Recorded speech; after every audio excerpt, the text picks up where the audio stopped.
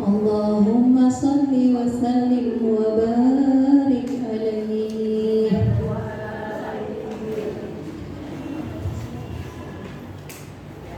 Bismillahi bada'na walhamduli rabbina wassalatu wassalam linnabi habibina. Ya Allah ya Rabbana anta maqsuduna ridhaka matlubuna dunyana wa ukhrana. Salatullahi wassalam ala man uliyal Qur'an. Salatullahi wassalam ala man uliyal Qur'an wa ahli baitihil kiram wa sahbihi dhawil Qur'an wa ahli baitihil kiram wa sahbihi dhawil Qur'an. Assalamualaikum warahmatullahi wabarakatuh. Alhamdulillahi rabbil alamin. Wassalatu wassalamu ala asrofil anbiya'i wal mursalin. Ibu-ibu jamaah rahimakumullah, marilah kita awali pengajian siang hari ini dengan bersama-sama membaca basmalah. Bismillahirrahmanirrahim. Bismillahirrahmanirrahim. Wabarakatuh. A'udzu billahi minasy syaithanir rajim.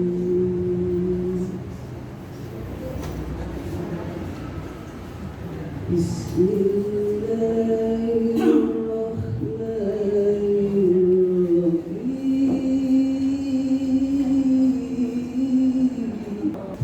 Ya ayyuhalladzina amanu taqullaha wa tuqatih wa la tamutunna illa wa antum muslimun.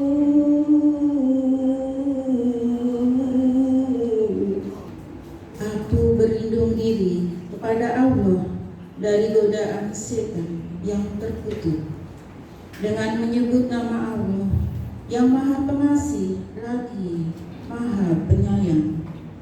Wahai orang-orang yang beriman, bertakwalah kepada Allah sebenar-benar takwa kepadanya, dan janganlah kamu mati kecuali dalam keadaan muslim. Allahumma rahamna bil Qur'an waj'alhu lana imaman wa nuran wa hudan wa rahmah. Sambutan akan disampaikan oleh Ketua Majelis Taklim Muslimah Al-Amanah, Ibu Hajah Sri Priyatini. Kami persilakan. Assalamualaikum warahmatullahi wabarakatuh. Alhamdulillahirabbil alamin. Allahumma sholli Muhammad wa ala ali sayyidina Muhammad. Rabbi shrah sadri wa yassir li amri wahlul 'uqdatam min lisani yafqahu qawli. Yang terhormat Bapak Dr. Haji Bambang Sugiono, SEMSI, sebagai Ketua DKI Masjid Al-Amanah beserta jajarannya. Yang saya hormati Ketua Tim Penggerak PKK, Ibu Uni Kusmanto beserta jajarannya. Yang saya hormati Ibu Mimi Tarapti, Ketua Majelis Taklim Indonesia.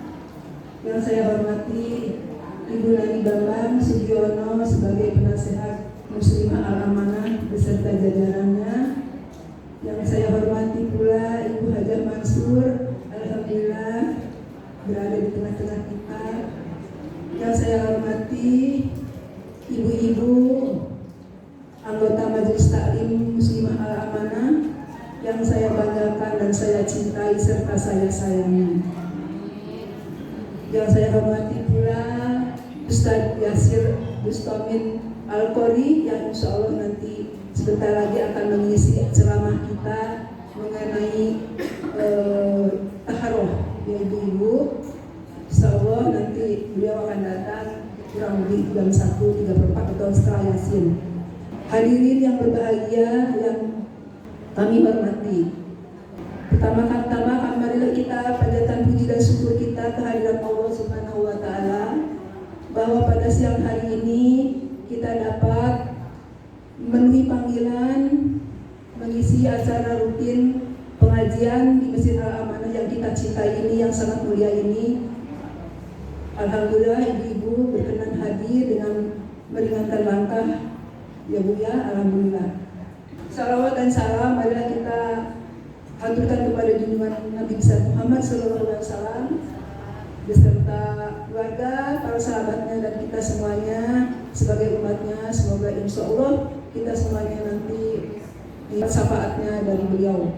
Amin ya rabbal alamin. Ibu-ibu yang saya hormati, hadirin yang berbahagia, sekali lagi saya mengucapkan terima kasih kepada ibu-ibu yang telah hadir pada hari ini, dan mungkin banyak yang belum bisa hadir ibu-ibu karena banyak ada yang sakit ya Bu ya, beberapa orang yang sakit, ada keluarganya atau suaminya atau anaknya dan lain-lain sebagainya atau cucunya. Marilah kita berdoa semoga beliau yang sakit ini diberikan kesehatan, kesabaran dan semangat untuk sembuh kembali. Ilahi dan Muhammadus. Al-Fatihah. A'udzubillahi minasyaitonir rajim. Bismillahirrahmanirrahim. Alhamdulillahirabbil alamin. Arrahmanirrahim. Maliki yaumiddin. Iyyaka na'budu wa iyyaka nasta'in. Ihdinas siratal mustaqim. Siratal ladzina an'amta 'alaihim ghairil maghdubi 'alaihim waladdallin. Semoga ya Allah mereka yang sakit diberikan kesehatan kembali dan dapat beraktivitas serta diberi kesabaran. Amin ya Allah. Ibu-ibu dan hadirin yang berbahagia, hari ini konsumsinya diisi oleh Ibu Musni, Ibu Akroma, dan Mbak Ibu Tohir. Saya mengucapkan terima kasih kepada ibu-ibu yang telah mengeluarkan rezekinya untuk bersedekah, untuk mengeluarkan rezekinya tersebut. Mudah-mudahan Allah mengganti dengan yang berlipat-lipat ganda. Amin ya rabbal alamin. Ibu-ibu yang saya hormati, hadirin yang berbahagia, saya mengucapkan sekali lagi terima kasih yang tiada terhingga. Semoga insya Allah nanti di pertemuannya akan datang minggu keempat ya. Nanti ada acara juga insya Allah di Sidang Tahsin. Mudah-mudahan kita semuanya pada sehat dan dapat bertemu lagi di pengajian rutin tersebut. Ibu-ibu yang saya hormati dan hadirin yang berbahagia, saya mohon maaf apabila ada hal yang kurang berkenan di hati ibu-ibu semuanya. Tidak ada yang tidak letak. Mudah-mudahan memaafkan kami dan terima kasih Pak Ustadz telah hadir. Demikian, terima kasih atas kehadiran Ibu dan Bapak semuanya hadirin yang berbahagia. Billahi taufiq wal hidayah. Wassalamualaikum warahmatullahi wabarakatuh. Bismillahirrahmanirrahim. Yasin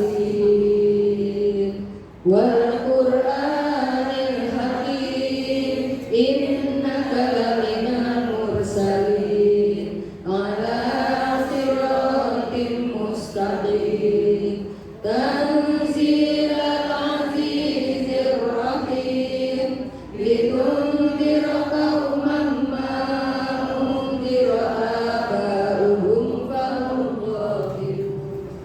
Assalamualaikum warahmatullahi wabarakatuh.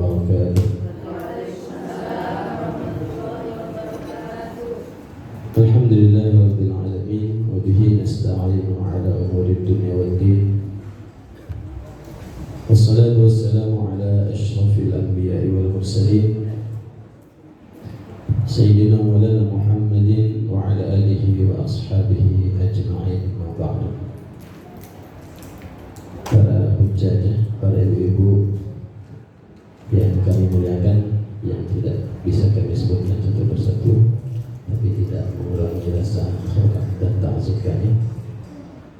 Alhamdulillah, kita bersyukur kepada Allah Subhanahu wa taala di mana pada siang hari ini Allah Subhanahu wa taala masih memberikan kita taufik dan hidayahnya, memberikan kita kekuatan, melangkahkan kaki kita, mengirimkan tangan kita untuk menghadiri majlis ta'lim, majlis yang sangat dimuliakan oleh Allah Subhanahu wa taala, majlis yang dibangga-banggakan oleh Allah Subhanahu wa taala di depan para malaikatnya. Semoga langkah kaki kita, pengorbanan kita, lelah kita, payah kita untuk datang ke majlis ilmu ini mendapatkan berkah dari Allah Subhanahu wa taala, diterima oleh Allah Subhanahu wa taala, dan semoga ilmu yang kita dapatkan menjadi ilmu yang bermanfaat untuk kita amalkan dalam kehidupan kita sehari-hari.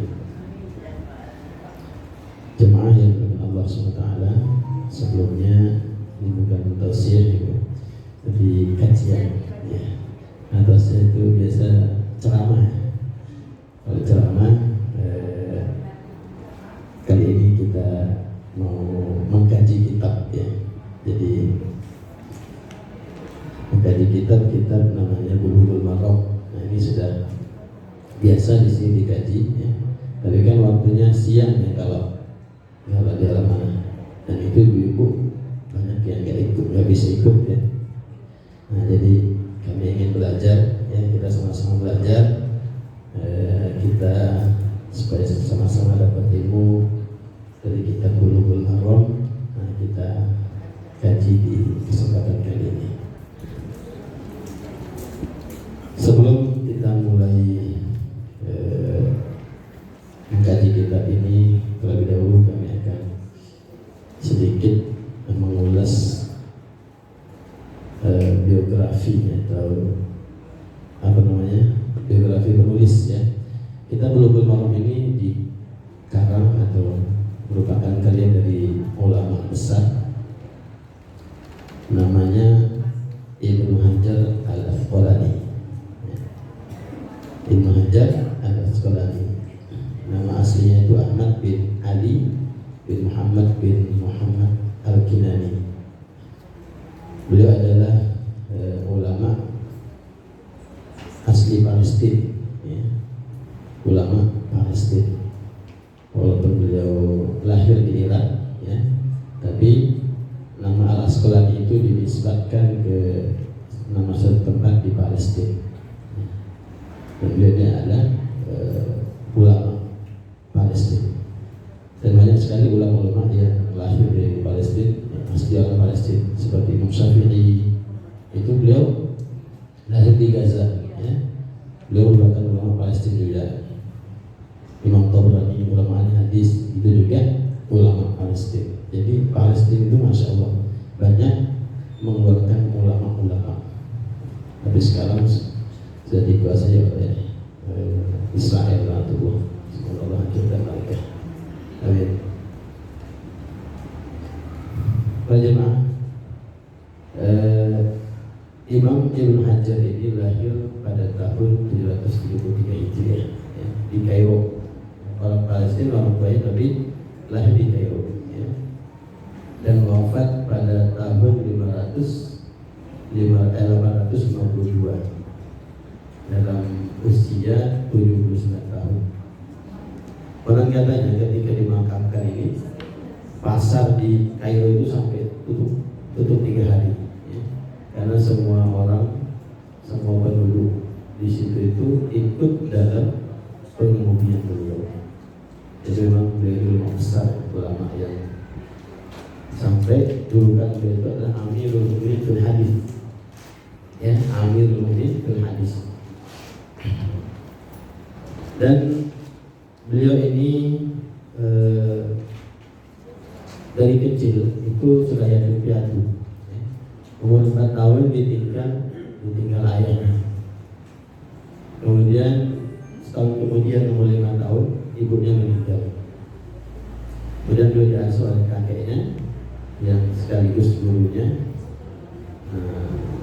Diasuh oleh beliau hingga umur 9 tahun ya, beliau ini sudah hafal Quran. Jadi beliau ini adalah anak yatim yang cerdas.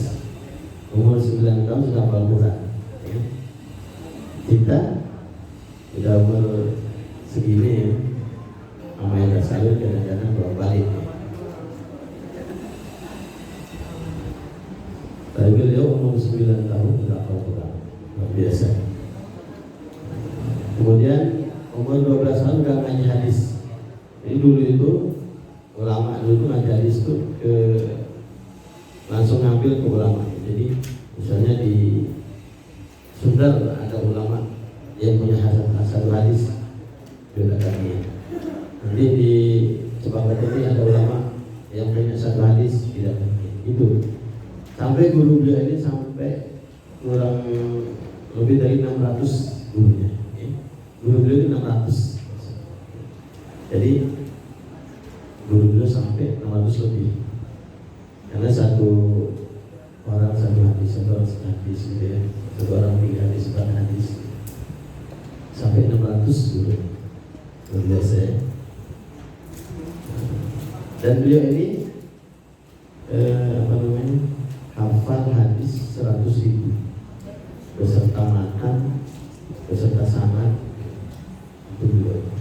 Jadi 100.000 hadis beserta matan dan sanadnya. Kalau hafal matan hadis itu gampang ya, kayak innamal a'malu binniyat atau ya, kayak ini dua guru ma'um ilmu itu gampang hafalnya. Tapi kalau sanadnya itu kan susah, sampai kepada Rasul itu susah. Itu butuhkan kecerdasan yang luar biasa. Dan beliau itu 100.000 hadis ya Pak, beserta matan dan sanad. Dan tidak ada salah satu pun. Makanya zaman itu kalau ada orang yang aku punya hadis, beliau datangin, beliau tahu kalau ini hadis sahih tahu, karena hafalannya begitu banyak, biasa. Selain hafalan hadisnya yang luar biasa, beliau juga mengenal kitab, ya. Karena kitab beliau ini 200 kitab lebih, ya. 200 lebih kitab. Bisa dengan satu tidak bisa ya. Ini beliau 200 kitab lebih. Yang paling top, ya, ada top 3. 3 yang paling terkenal. Yang pertama itu Fathul Bari. Fathul Bari itu salah kitab hadis Bukhari. Ya. Jadi kitab hadis Bukhari itu salah itu sampai 15 jilid. Itu bagi perpustakaan itu di kamu buat Fathul Bari segini lebih, ya. Jadi panjang 15 jilid. Dan itu beliau menulisnya sambil mengajar, sambil menjadi hakim. Ya. Jadi beliau itu juga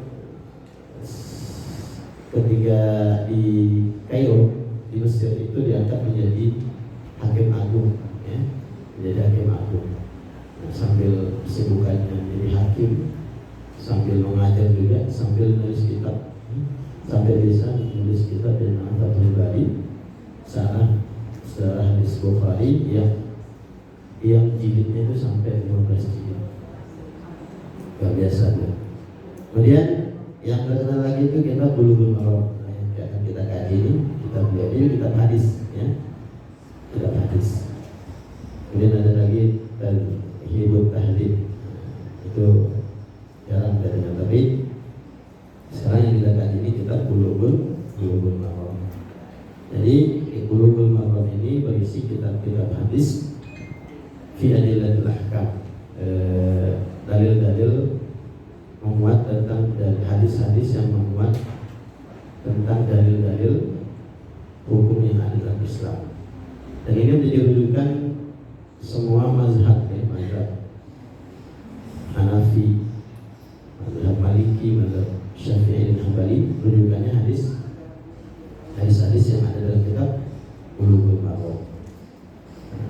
hadisnya pendek ini ya.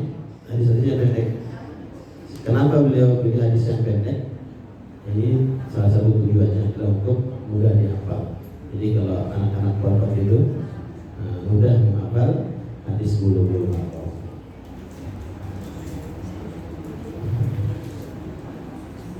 Itulah sekilas tentang pengarang kitab bulu-bulu maram, yaitu Syekh Ibnu Hajar Al-Asqalani. Jadi kesimpulannya, walaupun beliau yatim, di saat itu tidak ada orang tuanya, tidak ada ibu bapaknya, tapi dengan semangat yang begitu menggebu-gebu, beliau bisa menjadi pemimpin ulama pada zamannya. Ya, Amirul Mukminin fil hadis. Jadi beliau pemimpin ulama, pemimpin orang-orang beriman dalam hadis. Ya. Dan apa namanya? Walaupun beliau yatim, tidak semangat, tidak putus semangatnya untuk belajar. Ini juga menjadi pelajaran bagi kita semua. Dengan kesungguhan, dengan sungguh-sungguh kita pun akan paham terhadap agama. Walaupun kita nggak bisa hafal semua hadis, ya. Walaupun nggak hafal Quran, tapi ya dengan kita sungguh-sungguh, insya Allah akan juga kita paham. Kalau kita amalkan satu ilmu, maka nanti Allah akan tambahkan ilmu yang tidak kita ketahui. Jemaah sekalian, di sini beliau mengawali pembahasan hadisnya dengan kitab dengan bab ahkam ilmiah, bab hukum-hukum air. Jemaah sekalian, beliau mengawali pembahasan di awal kitab ini dengan hukum-hukum air, atau yang biasa kita sebut dengan toharoh, ya. Toharoh. Kenapa ulama kitab fikih, ulama fikih, ya, ulama hadis itu mengawali kitabnya dengan toharoh, ya. Pertama karena toharoh itu memang urgent, ya, karena sangat berkaitan dengan ibadah wajib kita, ibadah yang paling utama yaitu sholat. Jadi toharoh ini sangat erat kaitannya dengan sholat, sehingga kebanyakan ulama fikih itu mengawali kitab penulisan kitabnya dengan bab toharoh. Sebelumnya, toharoh itu artinya bersuci, ya, artinya bersuci. Ulama membagi bersuci itu jadi dua. Pertama, bersuci yang berkaitan dengan jasmani, dan bersuci yang berkaitan dengan rohani, ya. Jadi bersuci itu ada dua, mensucikan itu ada dua. Pertama mensucikan jasmani, yang kedua mensucikan rohani. Mensucikan rohani itu seperti mensucikan hati kita dari akhlak-akhlak yang tercela, seperti takabur, ya. Terus apalagi takabur, terus apa dari ujub, ya, hasad dan sebagainya. Itu juga kita harus bersihkan hati kita dari sifat-sifat tersebut. Sombong misalnya, ya, itu menganggap diri lebih baik dari orang lain, menganggap diri lebih mulia dari orang lain, yang lain rendah, ya, saya yang paling tinggi. Itu sombong. Itu hendaknya kita bersihkan dari hati kita, karena sedikit saja ada sombong dalam hati kita, maka kata Nabi kita tidak akan masuk dalam surga. Dalam sabdanya, la yadkhulul jannah man kana fi qalbihi apa hadisnya, tidak akan masuk surga orang yang dalam hatinya ada sombong walaupun sebesar biji sawi, ya. Hadis, tidak akan masuk surga orang yang dalam hatinya ada sombong walaupun sebesar biji sawi. Dan juga banyak contoh-contoh orang sombong terdahulu seperti iblis. Iblis itu kan dilaknat Allah gara-gara apa? Gara-gara sombong, merasa lebih baik daripada Nabi Adam. Ana khairum minhu. Siapa lagi? Fir'aun dihadirkan kenapa? Karena sombong sampai mengakui Tuhan. Ada lagi Qarun, ya, yang hartanya tak terhitung, dia sombong, dihadirkan oleh Allah Subhanahu Wa Taala. Nah, maka dari itu kita jauhkan sifat sombong supaya kita tidak tergolong ke dalam orang-orang yang tadi. Dan sifat-sifat apa penyakit hati lainnya kita bersihkan hati kita dengan apa? Dengan banyak baca Al-Quran, dengan juga dengan banyak mengingat mati. Jadi kalau ingat mati, ya, ingat mati itu insya Allah nggak akan sombong. Kita mau sombong, saya mati di tanah dimakan cacing, apa yang kita sombong? Atau ingat dari mana asal kita? Kita ini asalnya dari apa? Dari tanah, dari air mani yang hina. Apa yang akan disombongkan? Harta yang banyak, pangkat jabatan yang tinggi. Ketika mati apa dibawa? Tidak dibawa. Ya. Dikubur, dimakan cacing dari tanah. Apa yang disombongkan? Ya. Nah, jadi untuk membersihkan hati kita pertama banyak baca Al-Quran, kemudian banyak mengingat mati. Sebagaimana hadis Nabi, hati itu akan berkarat sebagaimana besi berkarat. Maka sahabat bertanya, gimana cara bersihinnya?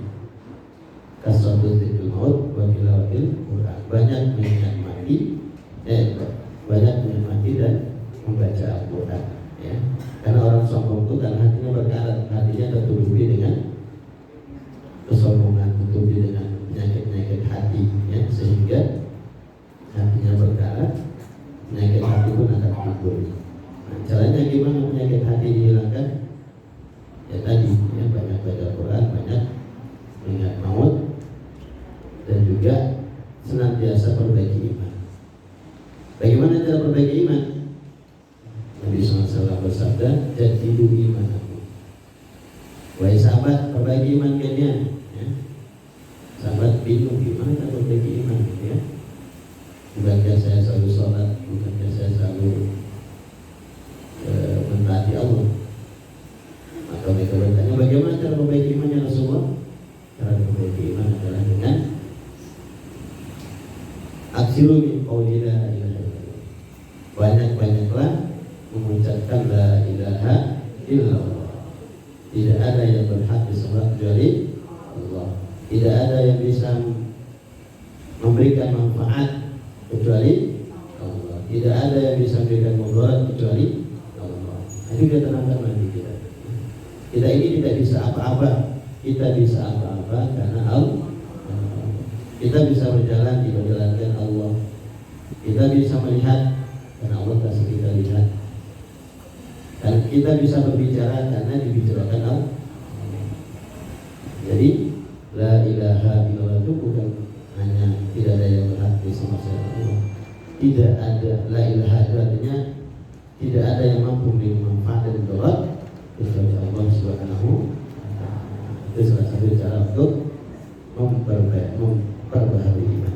Ya, makanya ulama-ulama tasawuf itu, nah itu kalau ikut tarekat itu biasa zikirnya 1000 kali, 10.000 kali. Itu berarti hati kita, bagaimana hati kita bersih, hanya ada Allah dalam hati kita. Nah, sehingga apa? Sehingga hati kita itu bersih daripada penyakit-penyakit hati. Yang kedua adalah mensucikan diri, bersuci jasmani. Nah, kalau jasmani itu dibersihkan, ya. Toharoh jasmani itu dibersihkan. Pertama dibersihkan dari apa? Dari hadas. Yang kedua dari najis. Pertama dari hadas, yang kedua dari najis. Nah, hadas itu apa? Hadas itu adalah sifat yang melekat pada diri seseorang dan menghalanginya dari ibadah kepada Allah, menghalanginya dari ibadah kepada Allah. Orang yang berhadas kan nggak bisa sholat, ya, nggak bisa membaca Al-Quran. Itu hadas. Hadas itu sifat. Beda dengan najis. Kalau najis itu berkaitan dengan benda, ya, atau zat. Maaf, kencing, misalnya. Kencing itu najis, ya. Kencing najis, orangnya berhadas. Ketika orang kencingnya najis, orangnya berhadas. Atau orang junub, ya, atau orang yang berkumpul suami istri, misalnya. Berkumpul suami istri kan dia berhadas, ya. Tapi kalau ininya najis ya, apa itu, cairan najis. Nah, nanti itu ada pembahasan dulu, ya. Kalau mani itu nanti ada pembahasan sendiri. Orang buang air besar, kotornya itu najis. Orang yang buang air besarnya hadas. Nah, hadas dan najis ini cara membersihkannya di mana? Atau dibersihkan dengan apa? Dibersihkan dengan air. Nah, maka dari situ kita penting membahas tentang air, ya. Karena kita harus tahu posisi air itu bisa dipakai untuk menghilangkan hadas, menghilangkan najis atau tidak. Maka kita perlu tahu. Maka di bab pertama ini hadis tentang ahkamul miyah, tentang hukum-hukum air.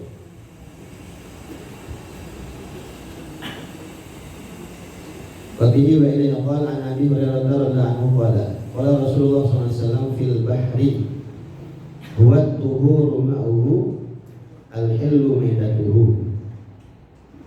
Dari Abu Hurairah radhiyallahu anhu berkata, baginda Rasulullah SAW bersabda mengenai air laut. Air laut itu suci mensucikan airnya. At-tuhuru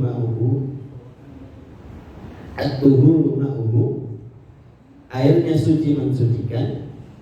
Al-hillu maitatuhu, dan bangkainya halal. Jadi sini ada lafaz at-tuhur. At-tuhur ini artinya suci mensucikan. Apa bedanya suci dan mensucikan? Apa bedanya? Kalau suci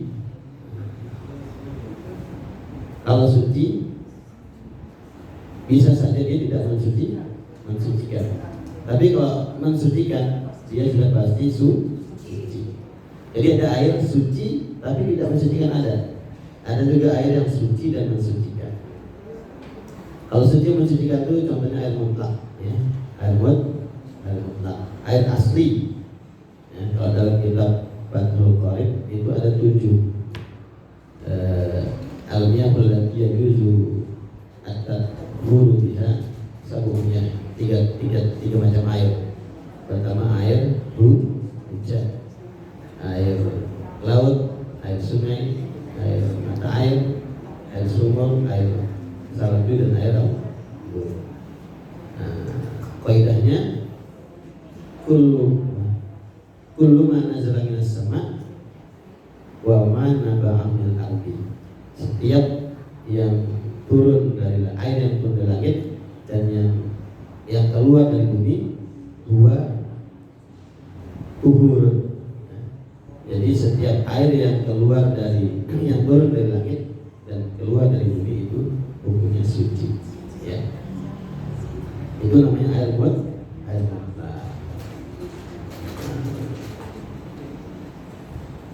Kalau air yang suci tapi tidak mensucikan gimana? Seperti air kopi, air muqayyad, bahasa fikih itu air muqayyad, air yang sudah bercampur dengan benda suci. Misalnya air kopi, itu air muqayyad namanya, ya. Kemudian air teh, air kelapa, itu muqayyad karena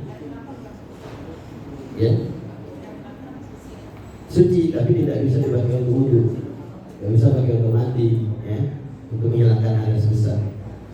Karena dia aslinya kan manis ya, aslinya manis dan ada rasanya baunya.